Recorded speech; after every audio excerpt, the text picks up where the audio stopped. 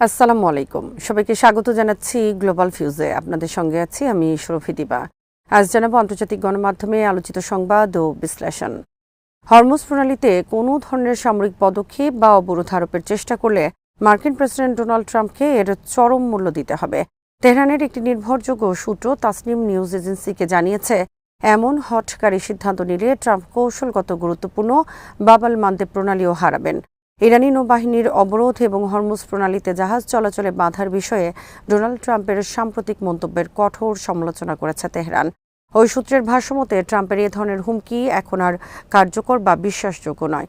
সূত্রটি প্রশ্ন তুলেছে, যদি ট্রাম্পের এসব হুমকি এতই কার্যকর হতো তবে যুদ্ধের মধ্যে যুদ্ধবিরতির জন্য তাকে এতটা মরিয়া হতে হতো না।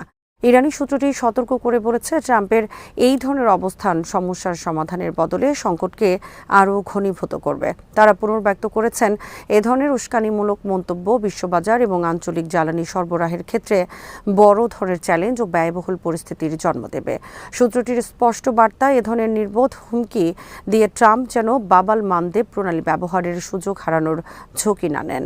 রোববার মার্কিন প্রেসিডেন্ট দাবি করেছিলেন, মার্কিন নৌবাহিনী অবিলম্বে হরমুজ প্রণালী দিয়ে প্রবেশকারী বা বেরিয়ে যাওয়া জাহাজগুলোর উপর অবরোধ আরোপ করবে। মার্কিন ইসরায়েলি আগ্রাসন শুরুর আগে থেকেই এই জলপথের উপর ইরানের পূর্ণ নিয়ন্ত্রণ রয়েছে। বিশ্লেষকদের মতে, হরমুজ প্রণালীতে কোনো ধরনের অস্থিতিশীলতা তৈরি হলে তা বিশ্বব্যাপী জ্বালানি নিরাপত্তা ও বৈশ্বিক বাণিজ্যে বড় ধরনের প্রভাব ফেলবে। তেহরানের এই নতুন হুঁশিয়ারি বুঝিয়ে দিচ্ছে যে সামরিক কোনো চ্যালেঞ্জ মোকাবেলায় ইরান আগের চেয়ে অনেক বেশি আত্মবিশ্বাসী এবং পাল্টা ব্যবস্থা নিতে প্রস্তুত। গত শনিবার হরমুজ প্রণালী দিয়ে মার্কিন নৌবাহিনীর দুটি যুদ্ধ জাহাজ অতিক্রমের প্রচেষ্টা একটি ব্যর্থ প্রচারণামূলক স্টান্ট ছাড়া আর কিছুই ছিল না। ইরানের রাষ্ট্রীয় সংবাদ মাধ্যম প্রেস টিভির অনুসন্ধানে এমন তথ্য উঠে এসেছে। সংবাদ মাধ্যমটি বলেছে, ইসলামাবাদে চলমান ইরান যুক্তরাষ্ট্র শান্তি আলোচনার উপর প্রভাব ফেলার উদ্দেশ্যেই অত্যন্ত ঝুঁকিপূর্ণ এই সামরিক কৌশল অবলম্বন করা হয়েছিল, যা ব্যর্থতায় পর্যবসিত হয়েছে। প্রতিবেদনে বলা হয়েছে, উচ্চপদস্থ সামরিক ও নিরাপত্তা সূত্রের তথ্যের ভিত্তিতে এটি স্পষ্ট যে মার্কিন রণতরীগুলো ইরানের জলসীমায় প্রবেশের চেষ্টার পরপরই ইরানি নৌবাহিনীর কঠোর অবস্থানের মুখে পড়ে। অনুসন্ধান অনুযায়ী ইউএসএস মাইকেল মার্ফি এবং ইউএসএস ফ্রাঙ্ক ই পিটারসন নামের আর্লেবার্গ শ্রেণীর ডেস্ট্রয়ার দুটি কৌশলগত এই জলপথ দিয়ে অতিক্রমের চেষ্টা চালায়, কিন্তু ইরানি নৌবাহিনী ও আকাশসীমা সুরক্ষায় নিয়োজিত বাহিনী আগে থেকেই তাদের গতিবিধি পর্যবেক্ষণ করছিল। ইরানি সূত্রের ভাষ্যমতে, যখন মার্কিন রণতরীগুলো পারস্য উপসাগরের মুখে পৌঁছায় তখন তাদের লক্ষ্য করে ক্রুজ মিসাইল এবং অ্যাটাক ড্রোন মোতায়েন করা হয়। এ সময় মার্কিন জাহাজগুলোকে 30 মিনিটের মধ্যে ফিরে যাওয়ার আলটিমেটাম দেওয়া হয়। প্রেস টিভির অনুসন্ধান বলছে, এরপরই মার্কিন জাহাজগুলো দ্রুত পিছু হটতে বাধ্য হয়।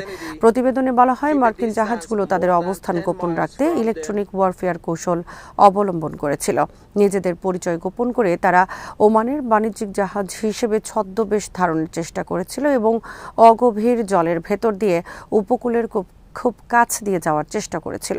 তবে ইরানের ইসলামী বিপ্লবী গার্ড বাহিনী বা আইআরজিসির নৌবাহিনী ফুজাইরাহ উপকূলীয় এলাকায় টহল দেওয়ার সময় এই কৌশল ধরে ফেলে এবং দ্রুত ব্যবস্থা নেয়। এই অভিযানটি এমন এক সময় চালানো হয় যখন ইসলামাবাদে যুক্তরাষ্ট্র ও ইরানের মধ্যে উচ্চ পর্যায়ের শান্তি আলোচনা চলছিল।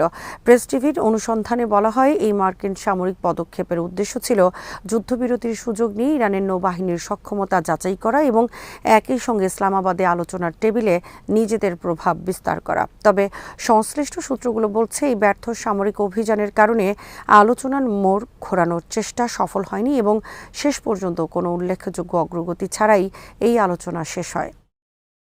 ইরানের পার্লামেন্ট স্পিকার মোহাম্মদ বাকের গালিবাফ মার্কিন নাগরিকদের উদ্দেশ্যে সতর্ক বার্তা দিয়ে বলেছেন, বর্তমান জ্বালানির দাম উপভোগ করে নিন, শীঘ্রই আপনাদেরকে অসহনীয় মূল্যে জ্বালানি কিনতে হবে। মূলত ইরান উপকূলে মার্কিন নৌবাহিনীর অবরোধ আরোপের হুমকিকে কেন্দ্র করে তিনি এই মন্তব্য করেন। মার্কিন অটোমোবাইল অ্যাসোসিয়েশনের তথ্য অনুযায়ী যুক্তরাষ্ট্রে বর্তমানে গ্যালন প্রতি পেট্রোলের গড় দাম $4.125 দাঁড়িয়েছে। যুদ্ধের আগে এই দাম ছিল $2.98। বিশেষজ্ঞরা সতর্ক করেছেন, অবরোধের কারণে বৈশ্বিক জ্বালানি বাজারে বিঘ্ন ঘটলে এই দাম আরও বৃদ্ধি পেতে পারে। মার্চ মাসে যুক্তরাষ্ট্রে মুদ্রাস্ফীতি 0.9% বেড়েছে, যার পেছনে জ্বালানির দামের ভূমিকা প্রধান। এক মাসেই পেট্রোলের দাম বেড়েছে 21.2%, যা 1967 সালের পর সর্বোচ্চ। প্রেসিডেন্ট ট্রাম্প নিজেও স্বীকার করেছেন, নভেম্বরের মধ্যবর্তী নির্বাচনের আগে জ্বালানির দাম কমার সম্ভাবনা কম। গত 28 ফেব্রুয়ারি ইরান যুক্তরাষ্ট্র সংঘাত শুরুর পর থেকেই তেহরান হরমুজ প্রণালীতে নৌ চলাচল নিয়ন্ত্রণ করছে। ইরানের আইআরজিসির নৌবাহিনী স্পষ্ট জানিয়েছে, এই প্রণালী আর আগের অবস্থায় ফিরে যাবে না। তবে চীন সহ নিরপেক্ষ দেশগুলোর জাহাজ চলাচলের অনুমতি দিলেও আগ্রাসী রাষ্ট্র ও তাদের সহযোগীদের জাহাজ চলাচলের উপর নিষেধাজ্ঞা আরোপ করা হয়েছে। ইরানের পার্লামেন্ট জাতীয় মুদ্রায় ট্রানজিট ফি আদায় এবং মার্কিন ও ইসরায়েলি জাহাজ নিষিদ্ধ করার একটি খসড়া আইনও তৈরি করছে। মার্কিন সেন্ট্রাল কমান্ড ঘোষণা করেছে, সোমবার সকাল 10টা থেকে আরব উপসাগর এবং ওমান উপসাগরে ইরানি বন্দরগামী সব দেশের জাহাজের উপর এই অবরোধ কার্যকর হবে। এছাড়া ট্রাম্প হুঁশিয়ারি দিয়েছেন, আন্তর্জাতিক জলসীমায় ইরানকে টোল প্রদানকারী যে কোনো জাহাজকে আটক করা হবে। জবাবে আইআরজিসি সতর্ক করে বলেছে, প্রণালীর কাছাকাছি আসা যে কোনো সামরিক জাহাজকে কঠিন শাস্তির মুখোমুখি হতে হবে এবং এই জলপথটি পুরোপুরি ইরানের নিয়ন্ত্রণেই রয়েছে। ইরানের সর্বোচ্চ নেতার একজন সিনিয়র সামরিক উপদেষ্টা বলেছেন, যে কোনো নৌ অবরোধে যুক্তরাষ্ট্রের ব্যর্থতা নিশ্চিত। হরমুজ প্রণালী অবরোধের বিষয়ে মার্কিন প্রেসিডেন্ট ডোনাল্ড ট্রাম্পের হুমকির প্রেক্ষাপটে এ মন্তব্য করেছেন ইরানের সর্বোচ্চ নেতার জ্যেষ্ঠ সামরিক উপদেষ্টা মোহসেন রেজাই। মোহসেন রেজাই বলেন, যেভাবে হরমুজ প্রণালী খুলে দেওয়ার চেষ্টা করতে গিয়ে যুক্তরাষ্ট্র ইরানের কাছে একটি ঐতিহাসিক পরাজয়ের মুখে পড়েছিল, তেমনিভাবে যে কোনো নৌ অবরোধের ক্ষেত্রেও তারা ব্যর্থ হতে বাধ্য। দীর্ঘদিন ইরানের আইআরজিসির প্রধান কমান্ডার হিসেবে দায়িত্ব পালনকারী মোহসেন রেজাই আগে অবসর নিয়েছিলেন। পরে তিনি অবসর ভেঙে ইরানের নতুন সর্বোচ্চ নেতা মোস্তফা খামেনির অধীনে দায়িত্ব পালন শুরু করেন। নৌ অবরোধ প্রসঙ্গে মোহসেন রেজাই বলেন, ইরানের সশস্ত্র বাহিনী যুক্তরাষ্ট্রের এমন কোনো পদক্ষেপ বাস্তবায়ন করতে দেবে না। ইরানের সামরিক বাহিনীর গুরুত্বপূর্ণ অপ্রকাশিত সক্ষমতা রয়েছে, যা যে কোনো হুমকির জবাব দিতে পারে। মোহসেন রেজাই আরও বলেন, ইরান এমন কোনো দেশ নয় যাকে টুইট বা কাল্পনিক অবরোধ পরিকল্পনা দিয়ে নিয়ন্ত্রণ করা যাবে। ইরানের নৌবাহিনী প্রধান রিয়ার অ্যাডমিরাল শাহরাম ইরানি হরমুজ প্রণালীতে মার্কিন নৌবাহিনীর অবরোধ আরোপের হুমকিকে অত্যন্ত হাস্যকর ও কৌতুকপূর্ণ বলে উড়িয়ে দিয়েছেন। ইরানি গণমাধ্যমে প্রকাশিত এক বিবৃতিতে শাহরাম ইরানি বলেন, ইরানের নৌবাহিনীর সাহসী যোদ্ধারা এই অঞ্চলে মার্কিন সেনাবাহিনীর প্রতিটি নড়াচড়া নিবিড়ভাবে পর্যবেক্ষণ ও নিয়ন্ত্রণ করছে। তৃতীয় যুদ্ধে মার্কিন সেনাবাহিনীর লজ্জাজনক পরাজয়ের পর প্রেসিডেন্ট ট্রাম্পের এই অবরোধের হুমকি একেবারেই হাস্যকর এবং হাসির খোরাক মাত্র।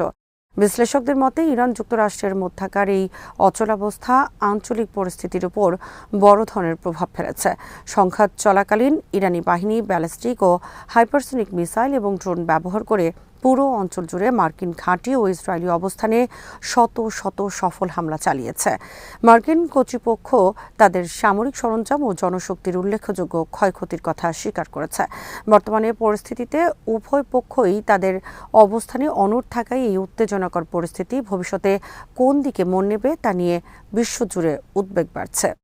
আইআরজিসির কুদস ফোর্সের কমান্ডার ইসমাইল কায়ানি বলেছেন, প্রতিরোধ ফ্রন্ট যে কোনো সময়ের চেয়ে এখন আরও বেশি শক্তিশালী। শনিবার নিজের এক্স অ্যাকাউন্টে দেয়া এক বার্তায় কায়ানি লিখেন, প্রতিরোধ ফ্রন্ট একীভূত এবং সমন্বিত এবং ঐক্য ও সংহতি অতুলনীয়। তিনি আরও বলেন, ইসরায়েলি শাসক গোষ্ঠী মনে করে চাপ, প্রতিরোধ, সদস্যদের হত্যা এবং নিপীড়িত ও নিরপরাধ লোকদের টার্গেট করে তাদেরকে দুর্বল বা জোরপূর্বক আত্মসমর্পণে বাধ্য করাতে পারবে। কায়ানি জোর দিয়ে বলেন, প্রতিরোধের সংস্কৃতি এমন যে যত বেশি চাপ দেওয়া হবে এটি তত শক্তিশালী হবে।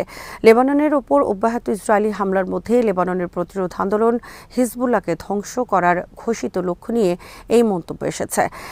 একসময় মনে করা হয়েছিল হিজবুল্লাহ দুর্বল হয়ে পড়েছে, তারা আর ইসরায়েলে হামলা করতে সক্ষম নন।